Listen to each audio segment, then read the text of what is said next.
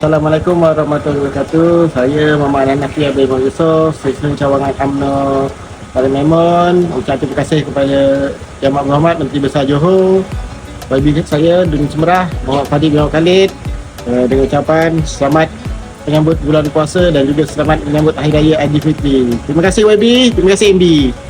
Assalamualaikum, saya Nordin bin Sujak, Ketua Kampus Sebelah Darat, mengucapkan ribuan terima kasih kepada Yang Amat Berhormat Menteri Besar Johor Datuk Hafiz dan juga YB Farid bin Khalid, Adun Semerah. Terima kasih YB. Assalamualaikum warahmatullahi wabarakatuh.